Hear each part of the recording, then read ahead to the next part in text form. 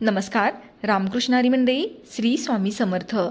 तुम्हाला जर 7:30चा त्रास होत असेल तर तुम्हाला काही प्रभावी उपाय करायचे आहेत. ते उपाय काय आहेत ते आपण थोडक्यात जाणून घेऊया. माणसाची 7:30 चालू झाली, आपण त्याला अक्कबाईचा फेरा सुद्धा म्हणतो. एकदा 7:30 चालू झाली की ती काही हटता हटत नाही. आपण पनवती सुद्धा म्हणतो.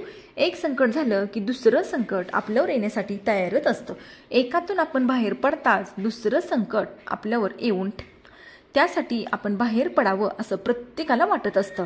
तर आपण काही प्रभावी उपाय जर बघितले तर त्यातून आपली सुटका नक्कीच होणार आहे. 7:30चा प्रभाव कमी कमी होत जाणार आहे. त्यासाठी हे प्रभावी उपाय नक्की करा. तर काय आहेत ते आपण आजच्या व्हिडिओमध्ये थोडक्यात जाणून घेऊया. व्हिडिओ शेवटपर्यंत नक्की बघा. स्त्रियांनी 7:30चा त्रास कमी होण्यासाठी शिवोपासना करावी. सोमवारी उपवास करावा. पारद शिवपिंडीवर दूध, पाणी, अभिषेक करून बेलपत्र व्हावे व शिवलीलामृत यातील 11वा अध्यायाचं तुम्हाला वाचन करायचं आहे. 7:30च्या काळात मोठे संकट आल्यास शिवाला प्रार्थना करून रुद्राभिषेक करावा व पांढरे धोतर उपरणे शिवपिंडीवर अर्पण करून संकट निवारण होण्यासाठी प्रार्थना करायची आहे. उपाय खूप प्रभावी आहे, नक्की करून बघा.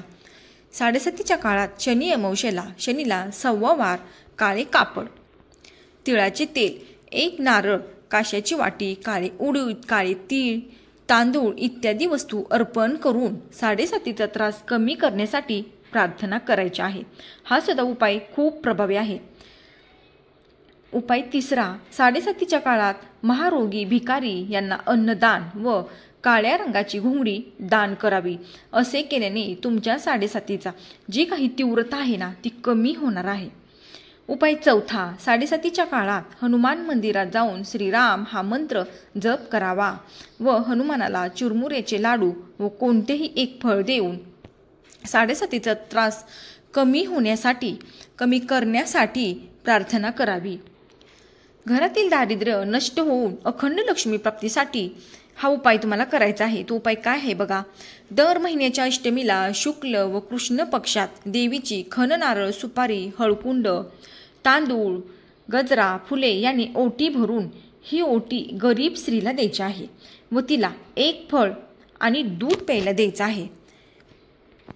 देवी सूक्त महालक्ष्मीचा अष्टकाचा पाठ करायचा आहे किंवा सप्तशतीचा पाठ ब्राह्मणाकडून करून घ्यायचा आहे. असे केल्याने तुमच्या घरातील दारिद्र्य 7:30 दूर होणार आहे. हा सुद्धा उपाय खूप महत्त्वाचा आहे बघा. देवीला तांदळाच्या खिरीचा नैवेद्य दिवे लागण्याची वेळ दाखवून तो प्रसाद म्हणून घरातील सर्वांनी तो ग्रहण करायचा आहे. तसेच वर्षातून एकदा शक्य झाल्यास कुलदेवी याग, लक्ष्मी याग करून घ्यायचा आहे. देव्हाऱ्यातील काळी हळद व लाल हळदीची स्थापना करून दररोज विशिष्ट मंत्रांनी त्यावर कुंकू व्हावे. धनाची कमतरता कधीच भासणार नाही. हा उपाय श्रद्धेने करावा. घरातील दारिद्र्य जाण्यासाठी श्री नवनाथ ग्रंथाचा 3रा अध्याय दत्तपावनी स्तोत्र रोज 3 वेळा वाचावेत.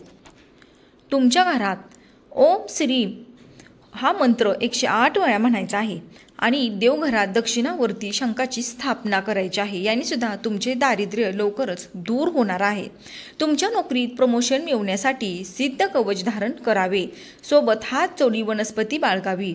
तसेच कार्यसिद्ध यंत्र स्थापन करून गुरुचरित्राचा 14वा अध्याय व श्री दत्तपावनी स्तोत्र दररोज 3 वेळा वाचावे किंवा श्री व्यंकटेश स्तोत्राचे 40 पाठ करावेत. असे 40 पाठाचे एक मंडळ होते. दररोज सकाळी उठल्यावर कुंकू व्हावे. जी नाडी चालू असेल त्या हाताने कुंकू वाहत श्वास ओढून पूर्णगाच्या हाताने अंगठा व अनामिकाच्या साह्याने प्रार्थना करावी. ज्यामुळे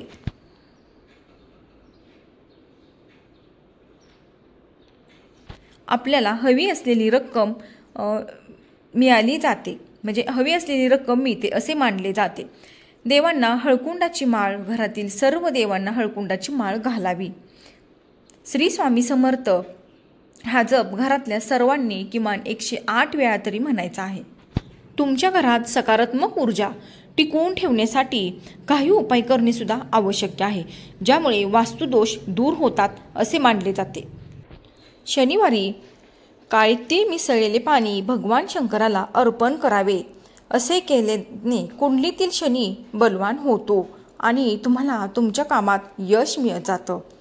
कुंडलीतील सूर्याला बलवान करण्यासाठी सूर्योदयाच्या वेळी अक्षदा, लाल फुले, मिठाई आणि कुंकू अर्पण करावे. जर तुम्हाला चंद्रदोष असेल तर हा चंद्रदोष दूर करण्यासाठी सोमवारी शिवलिंगावर जल किंवा दुधाने अभिषेक करणे उत्तम मानले जाते. तर हा होता छोटासा व्हिडिओ. आवडल्यास लाईक, शेअर आणि सबस्क्राईब करा. तोपर्यंत तुम्हा सर्वांना श्री स्वामी समर्थ.